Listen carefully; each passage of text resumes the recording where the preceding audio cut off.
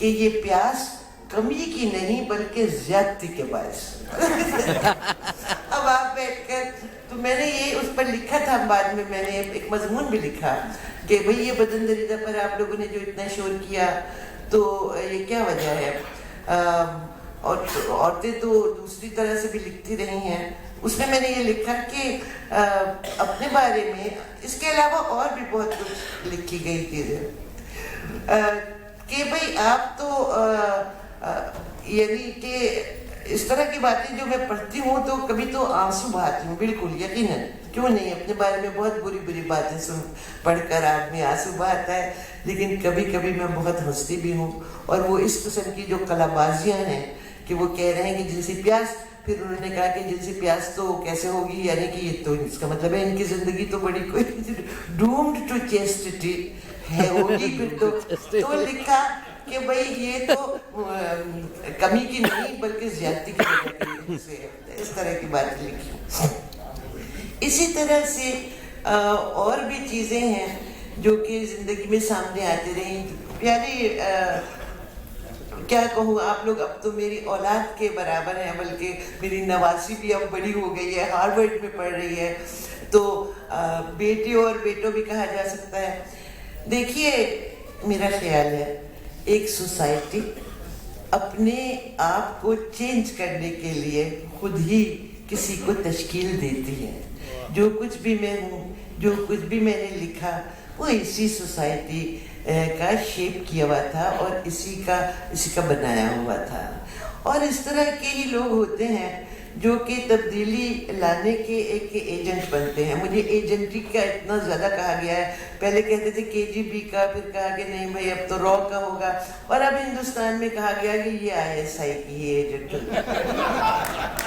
میں ان سے کہتی تھی کہ بھئی یہ ایجنٹی میں مفت میں کی ہے میں نے, پیسے تو ملے نہیں, اس کے بدلے تو میں انشورنس ایجنٹی کرتی تو زیادہ بہتر. تو اس طرح سے ہے آغاز سے جس ماحول میں ہم نے آنکھ کھولی اور جو کچھ دیکھا اور جو چیزیں میری نظر کے سامنے آئیں, تو اس میں بالکل یہی تھا کہ دیکھیے ایک تو جو بنیادی چیز تھی, اور وہ آج تک بھی مجھ کو ویسی ہی لگتی ہے جس پر برا بھلا, عورت کیا ہے.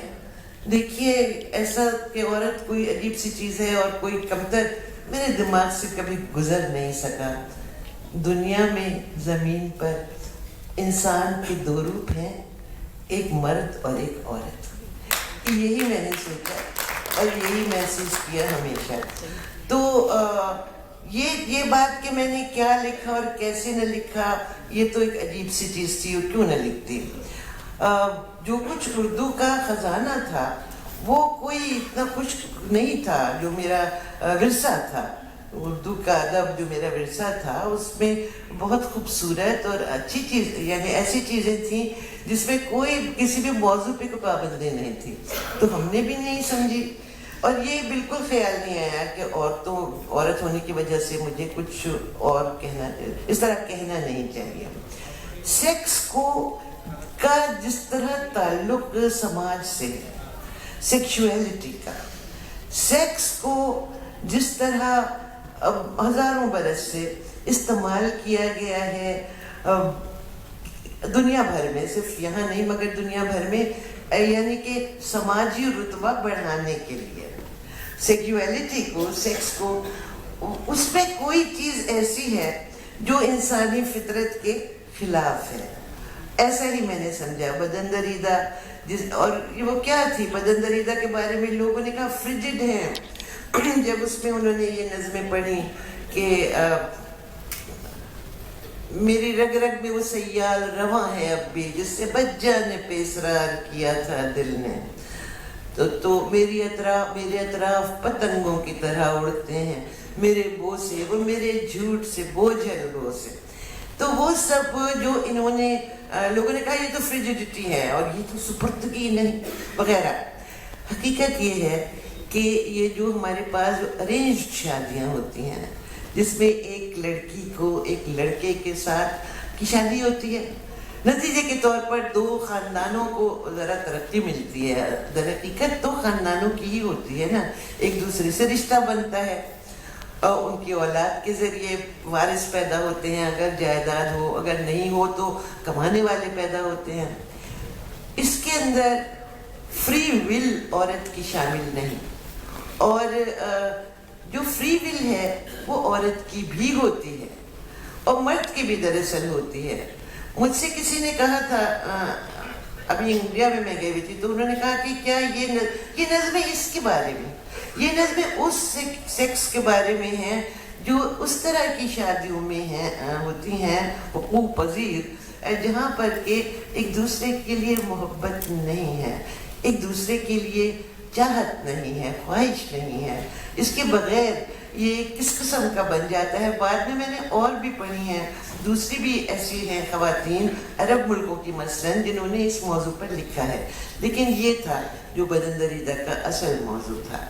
तो और उसके बाद फिर मुल्क के हालात जिनसे आप अपनी आंखें बंद नहीं कर सकते, और बिलाशुबा हम चाहते हैं एक गैर तबकाती समाज, और बिलाशुबा ये जो तस्वात हैं मजहबी खुसूसन वो बेइंतहा तकलीफ दे हैं, और इनके नतीजे में जो खून खराबा है जिसका शिकार हमारा बड़े सगीर खुसूसन गुज़िश्ता 70 बरस से होता चला आया है, वो बहुत अफसोसनाक है, और अब आप उसका एक दूसरा ही रंग देख रहे हैं।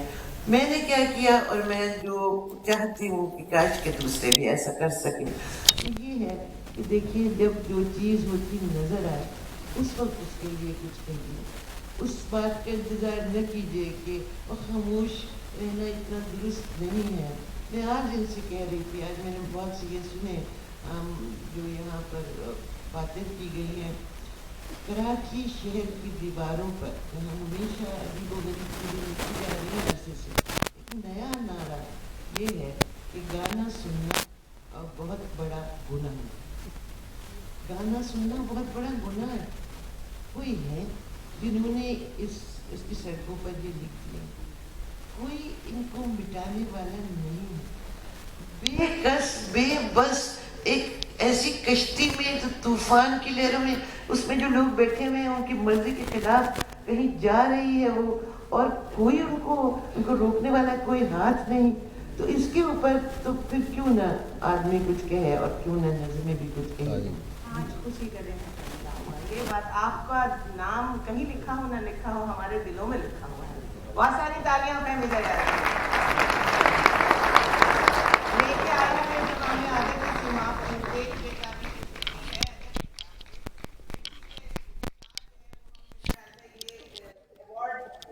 तक पहुंचा दें, जिसके लिए हम सब यहाँ जमा हुए हैं। और मैं आपको जो हमारे पेटेंट हैं यहाँ पर रजा अली आपके साहब की और बहुत बहुत शुक्रिया आप पर।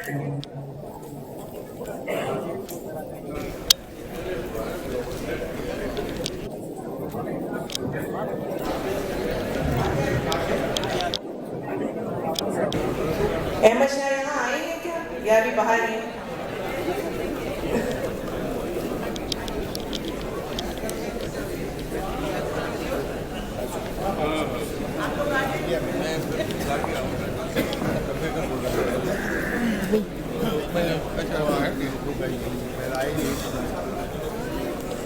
I'll come later.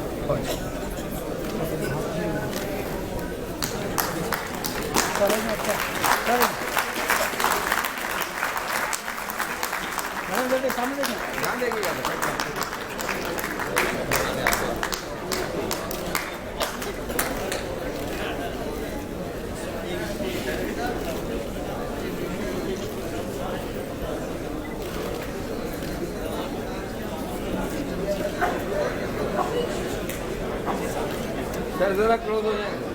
राफी साहब जरा सा आगे हो जाए। आप लोग बजा दें तालियां।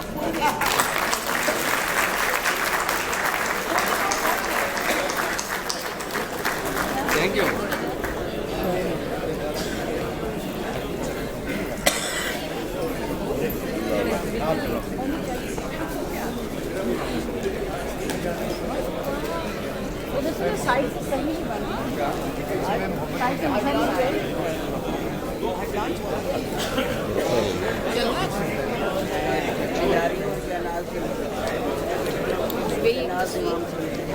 तस्वीर गुलाम हुसैन के साथ बनानी है। جی جی آئیے.